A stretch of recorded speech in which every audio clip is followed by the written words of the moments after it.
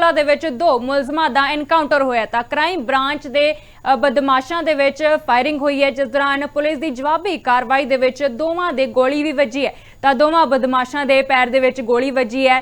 Kidnapping ते लुट मामले दे विच जिहड़ा की है मुलजम हो इन्हां ते इल्जाम सी तां तड़कसार करीब 5:30 बजे यह मुठभेड़ हुई। सैक्टर 6 दे सिविल हस्पताल दे विच यह पूरी वारदात हुई, जिथे कि कई इल्जाम भी लग रहे हैं। तां अमरिंदर सिंह डीएसपी क्राइम जो कि मौके ते पहुंचे अते जांच की गई, उन्हां वल्लों घटना स्थान का जायजा लिया गया तां पंचकुला दे विच दो मुलजमां दा एनकाउंटर होया। क्राइम ब्रांच के दो बदमाशां दे विच फायरिंग हुई, जिस दौरान इन्हां दो मुलजमां दा एनकाउंटर हो चुका है तां पुलिस की जवाबी कार्रवाई दे विच दोवां दे गोली वजी, जिस दौरान इन्हां दी मौत हो गई तां दोवां बदमाशां दे पैर दे विच गोली लगण कारण इन्हां दी मौत हुई।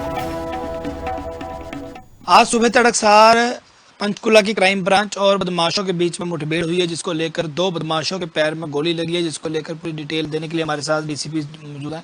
सर, क्या पूरा मामला है? जो दो बदमाश थे उनके पैर में गोली लगी है, कैसे आपको इनपुट मिलती है कि वो लोग पंचकुला में घूम रहे हैं और कौन से मामले में आपको वांटेड थे? देखिए, 15 तारीख शाम को एक 4 आरोपियों द्वारा रॉबरी की जो है घटना, किडनैपिंग और रॉबरी की घटना कारित की गई थी।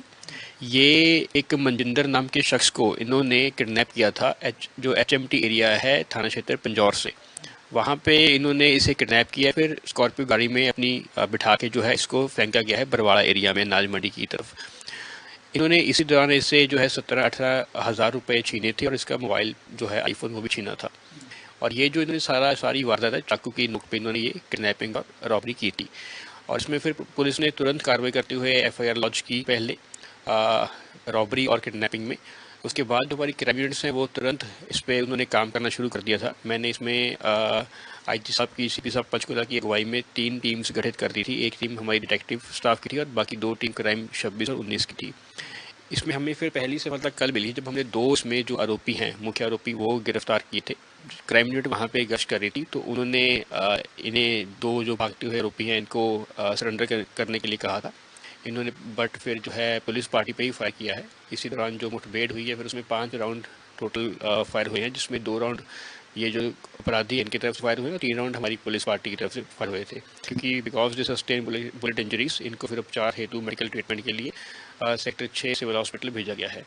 इसमें हमें .32 बरेटा पिस्टल जो है रिकवर इनसे हुई है और 2 लाइव राउंड्स भी इनसे रिकवर हुए हैं। आइडेंटिफिकेशन जो इन चारों की हुई है, कल जो हमने 2 एक्यूज अरेस्ट किए थे उनका नाम था आशीष और वीरेन। ये रहने वाले पिछोपा कलां, जिला चरखी दादरी, हरियाणा से हैं। और आज इनके साथ मुठभेड़ हुई है। इनकी जो आइडेंटिफिकेशन हुई है, दीपेश और योगेश। दीपेश जो है ये भी पिछोपा कलां, चरखी दादरी का रहने वाला है और जो योगेश है ये अलाउद्दीनपुर गांव है, भिवानी जिले में, वहां का रहने वाला है।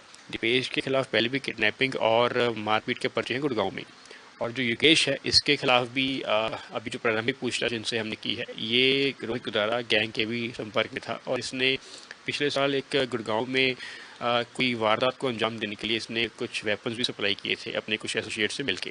तो इसके खिलाफ भी जो है आर्म्स एक्ट और 111 के पर्चे हो रखे हैं गुड़गांव में ही।